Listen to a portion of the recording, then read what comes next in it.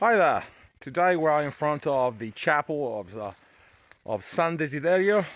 We still are in the town of Cinzano, district of Turin. And as you can see, unfortunately, this beautiful church is falling to pieces.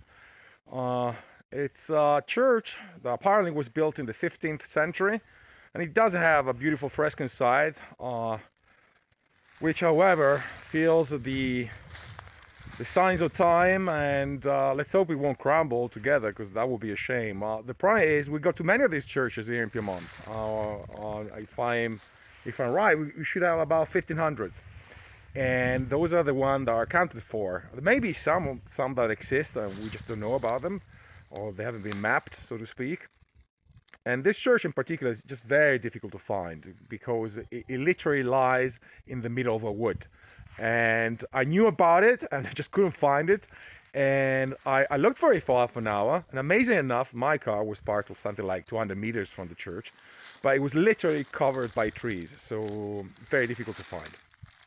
Today, we're going to speak about music. My name is Tom from Alba International Physical Theatre Festival. From now on, you can find the link to the festival, of course, in the description of these videos, and also I'll put in the videos as well, so that you can see it and visit us if you have time. We will also have a Facebook page.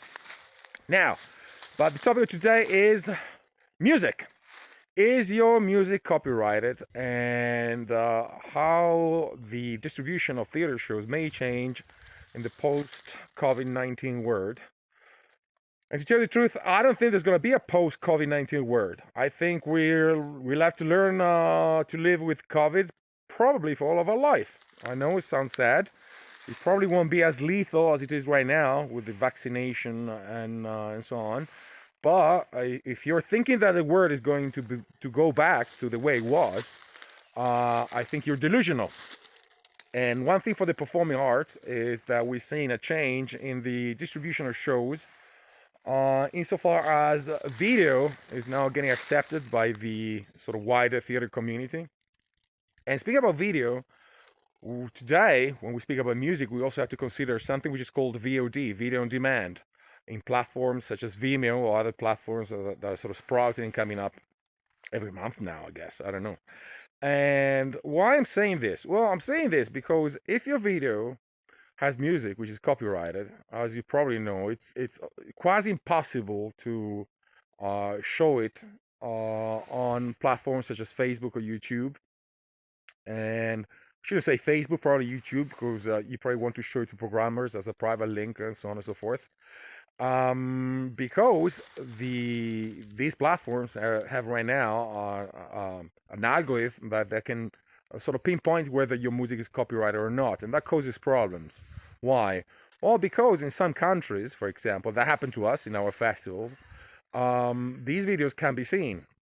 So it really depends on the country and the kind of copyright association that runs the copyright protection of products of any music or film or whatever. But in some countries, for example, the actual distribution rights for video may be blocked. That's a major problem. So my suggestion for anyone who is involved in theater and wants to produce a new show is to think carefully about your music. That's not something which you should take lightly, because if the music is yours, or if you have the copyright of the music, that can open venues which were are not not considered in the pre-COVID era, and one of them is video on demand. As far as I understand, you can also distribute shows on Amazon as well. Using Amazon Direct Video, which is only valid, as far as I know, in the US, UK, Germany, and Japan. Now, of course, we want the real thing. We want live events and so on and so forth. But probably in the future, it may be a mix of the two. Also consider the fact that you may have a show that is kind of outdated, so to speak, or for example, you don't feel like performing it any longer. And the fact of having the possibility of a video on demand VOD distribution makes it possible to prolong the life cycle of your performance. And that was our case, for example, with one particular show. We just didn't feel like we wanted to do any longer. And I'm speaking with the hat of the theater company organizer and theater company producer here. And so we just took this opportunity to create a library of past shows, so to speak.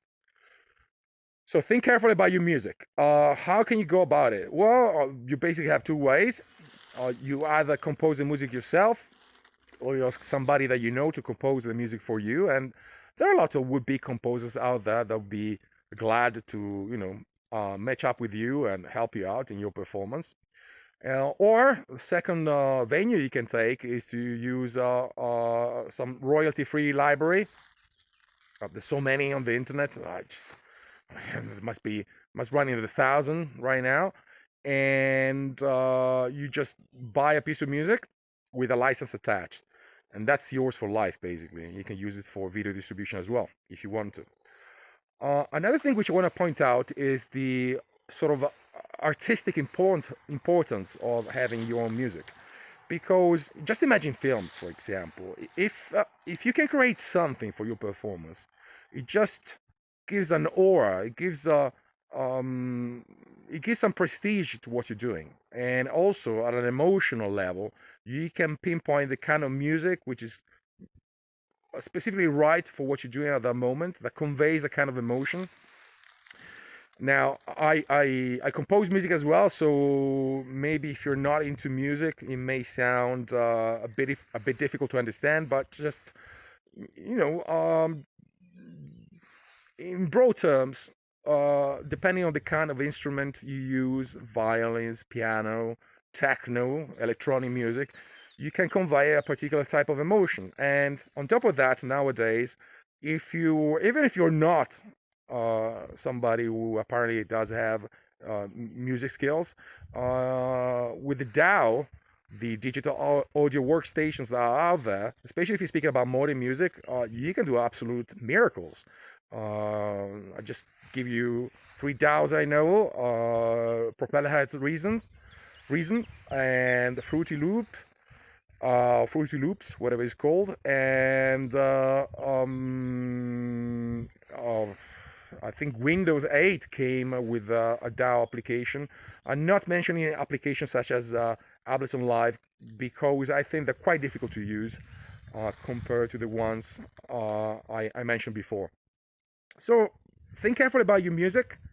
You want the music for your show to be original, and that's going to open up new possibilities for the distribution of your performance, especially in a period where it's quasi impossible to travel.